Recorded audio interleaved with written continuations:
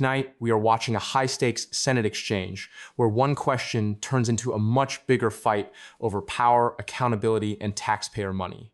Senator Collins presses the Attorney General on a nearly $1, $8 billion Anti-Weaponization Fund tied to President Trump, dropping a $10 billion IRS lawsuit. The key tension here is simple. Is this a legitimate compensation process, or a politically explosive use of government money? Keep watching, because the answers get very interesting very fast. Attorney General, thank you. I recognize now the chairwoman of the full committee, Senator Collins. Thank you, Mr. Chairman.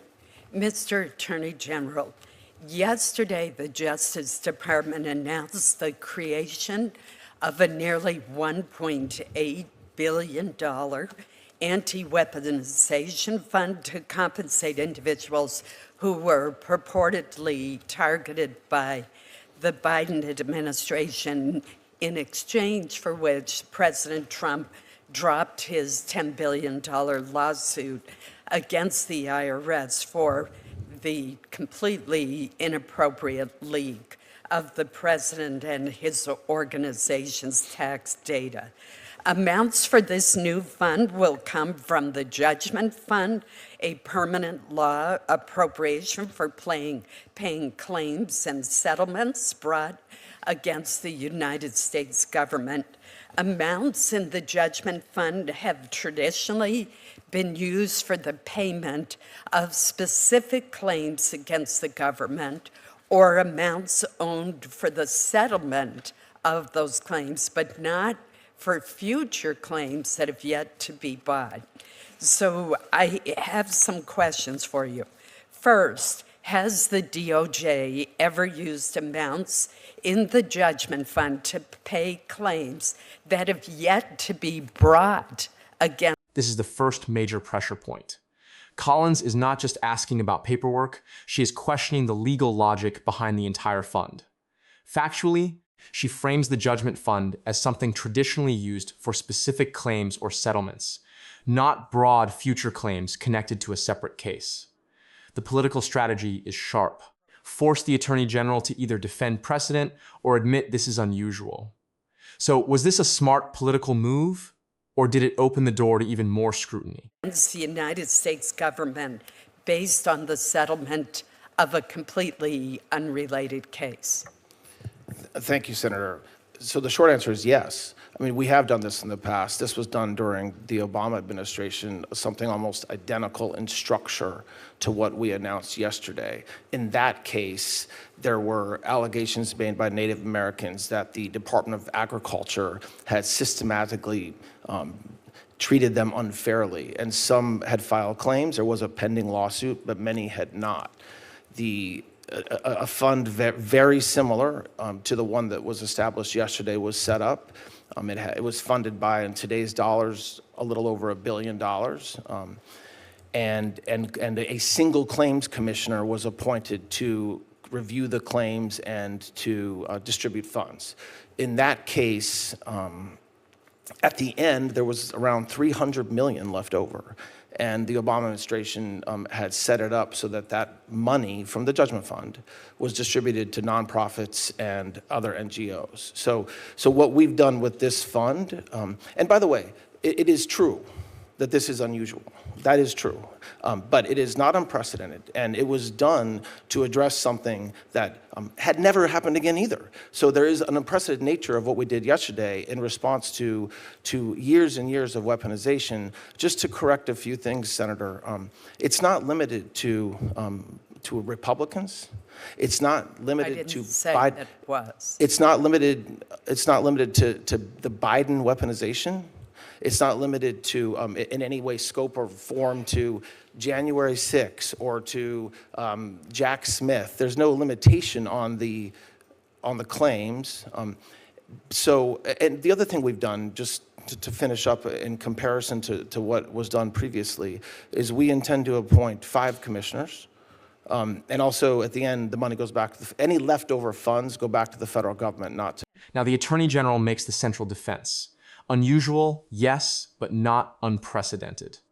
That phrase matters politically because it tries to lower the temperature while still admitting this is not routine. He also broadens the fund beyond Republicans, Biden-era claims, January 6, or Jack Smith, which is a strategic reframing.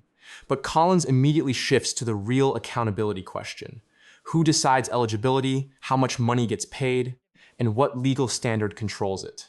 That is where the drama moves from politics into governance. The nonprofits. So how will the commission that you've just referenced that oversees the fund determine whether future claims from the fund are eligible to be paid out of it? And how will they determine how much will be paid for each claim? What's the legal basis for those decisions? So there's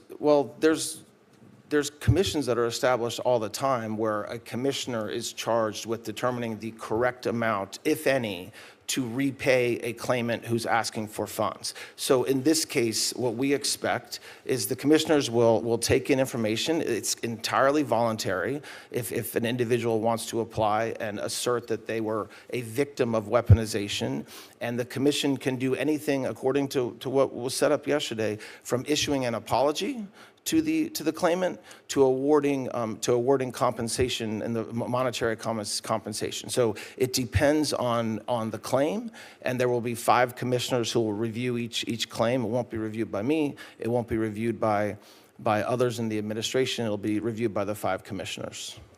Aren't those commissioners appointed by the president? No, they're Who are appointed they by, appointed by? 4 of them are appointed by the Attorney General, and 1 of them is appointed by the Attorney General in consultation with leadership of this body. Will the information related to the claims be publicly reported? So that's a good question. I mean, look, there's privacy laws that exist, so I don't want to sit here today and say every scintilla of data collected will be released, but of course, there's accountability that the commission has, a quarterly report that has to come to the Attorney General, which will certainly be public. There's a process that you all will get information, and there's a FOIA process. So I very much anticipate that the claims that are awarded, the basis and the amount will for sure be made public along the way. Let me switch to a different issue which Chairman Moran brought up. Along with Chairman Moran and other members of this committee, I was one of the lead sponsors of the Violence Against Women Act reauthorization of 2022. These programs are critical to reducing violence against women, ensuring that justice is served, and strengthening services to victims and survivors of domestic violence, dating violence, sexual assault, and stalking. In Maine, the Rural Victims Program is especially critical. Despite the importance and effectiveness of these programs, the department's budget request proposes reducing funding by about 25%. Why is the department proposing a reduction in funding to combat domestic violence and to support survivors? Well, first of all, I completely agree with you that these are extraordinarily important programs, and the funds are well used to support these programs. We have asked for $539 million, I believe, in money to support all these programs, and that. I mean, look, there's a lot of money that goes, $190 million for grants to combat, to stop, the stop grants, which is extraordinarily important.